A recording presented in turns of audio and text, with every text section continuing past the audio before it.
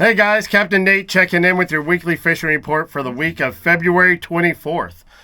We actually just got wrapped up on the water at Berryessa. I'm going to show you guys some of these big old trout that we got today. Hang on one second here. Oh yeah. Yeah. Oh yeah. Bunch of nice big Eagle Lake strain trout. Notice a banana in the mouth. We're not scared. We're not scared of that myth. We got 3 limits. He's still living. We got a big old donkey crappie. You turned him on. And guys, we got we're right over next to the dam as well. We're over here next to the glory hole. Fishing's been good. Actually, fishing's been great. Today was probably the best day that we've had in months. Yeah, fun. We ended up with 3 limits. 3 limits by 11 a.m. All right, so let's get down to business. What a day! I'm talking just lightning fast action. We started off getting a couple of fish here and there, and I had to do some searching around, and I started noticing some marks deeper. So we started running, of course, we're running our trigger spoon juniors. We had our planer boards out with about a ½ ounce of weight on them.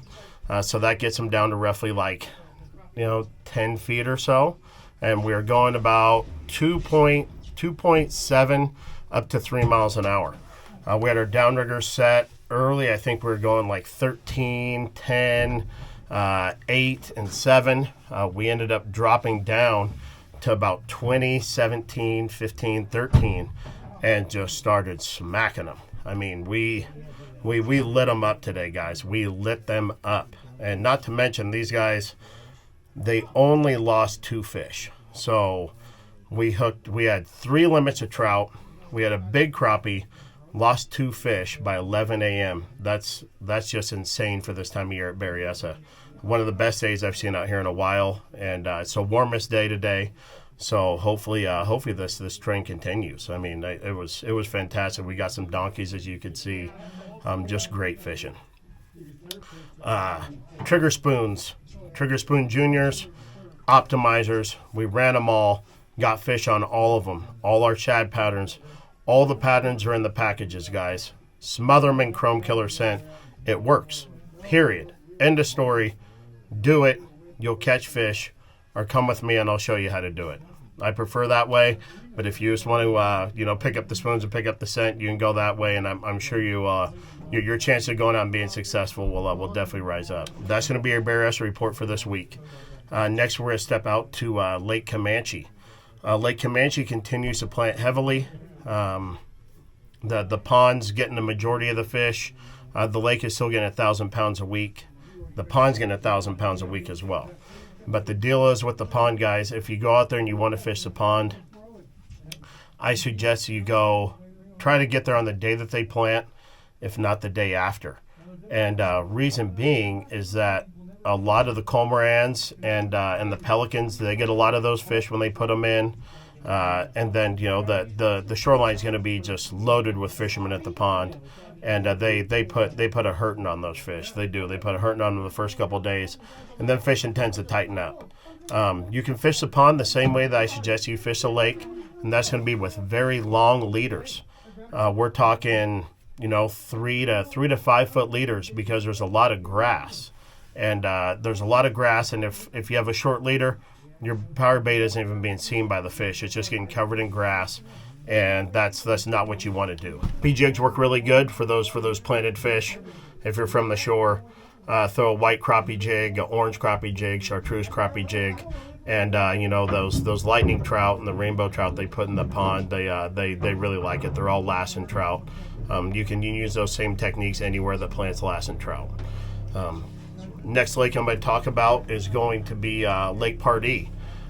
They put in another load of 4,000 pounds of fish, guys, and that's 8,000 pounds in just a couple of weeks. Problem is with Lake Pardee, and of course with no boats being allowed, the problem is that there isn't that much shore access. You can fish, the whole launch ramp cove. You can walk around. I think it's like Porcupine Point or something like that, Rainbow Point, all the way up over the spillway and go to the other side. It's going to be the east side of the lake, a little bit more access. But after that, That's all you got. So, once those fish get in there, the first few days they're going to swim around and kind of stay in that launch ramp cove. But after that, those fish take off to the lake, and just like that, they're not going to come back in. They're get out there. They're going to start. Finding that natural forage, the shad and pond smelt, whatever else is in the lake, and they're going to stay out in the main body the whole time. So you got to. It's one of those things. It's another one of those lakes that you really need to be there. The first few days when they plant in order to have a chance of being successful. But they are putting in some very nice fish. I saw a couple of fish up to the 7-pound range, which are just really big Lassen rainbows. You're not going to get many of the holdovers in there just because it is shallower water. Once those fish get out to the main lake, I very rarely see them come back into the launch cove. So that's the only problem you'll run into. Fish form the same way. Lassen trout you can fish for. There's Collins, Camanche, Pardee. A lot of these kind of pay to fish lakes. They're going to be mostly Lassen trout, and you can use the same techniques there that you use at any of the other lakes that plant Lassen trout. So that's another lake that is going to fish power bait, crappie jigs. I'd probably throw little Cleo spoons from the shoreline, shad patterns, just like we run out here. We've got a couple of speed spoons you can throw that are going to be killer, especially once that water warms up. Those fish are going to want that really fast reaction with those Lassen trout. Grab some speed spoons, throw those from shore. They got some good weight to them, and you have a good chance of being successful as well. Next lake is going to be Lake Amador. Lake Amador picked back up for the troll bite. Boats are allowed at Lake Amador. That's one of the few lakes that they're allowed on out there, and the trollers are starting to get into more fish now. They're starting to run more trigger spoons. They're running speedy shiners. They're running optimizers out there. They're running them fast, just like we do out here. They're different. They're a different breed of fish. Although yes, those fish are planters, but it's different. They're raised in ponds, and they're not the Lassen mentality of fish. They've got cut bows. They've got their Emma Goldens. They've got a blue trout now, and those fish will chase down fast presentations. I'd go out there right now. I'd be running the trigger spoons. I'd run the trigger spoon juniors. I'd be scenting the heck out of them because that's the scent is such a game changer, especially if the fish are a little bit finicky. If you're dealing with murky water, whatever it may be, make sure you use some scent. Whatever type of scent it is, guys. I suggest a chrome killer. It works, but there's a lot of scents out there that will work. I like that scent because it goes on clear, stays on your spoon for a while, and it's not a pain in the butt to get off your spoon. But that's going to be your best option from the boat. Bank, again, long leaders with power bait and white crappie jigs will knock them dead from the bank. There's the lake's pretty small, so I mean, if you feel like getting out and doing a little hiking, you can get yourself into a spot away from people, and have a real good chance of getting into some fish. There's those fish move around in schools a lot out there. So when the school comes through, if you got a couple rods out with power bait on them, you got a good chance that both your rods are going to get hit. Especially if you're there with a few other people, use one rod for bait and use one rod to throw lures with, and that's the best way to be successful out at Lake Amador. A lot of good options now. I mean, we're coming in spring. We have warm weather. It's beautiful out. Most of our lakes and reservoirs are full. It's time to get on the water, guys. This is it. I mean, I'm chomping at the bit to start dragging around some Dodgers, some erratics, some spoons, and looking for these kokanee and king salmon out at Berryessa.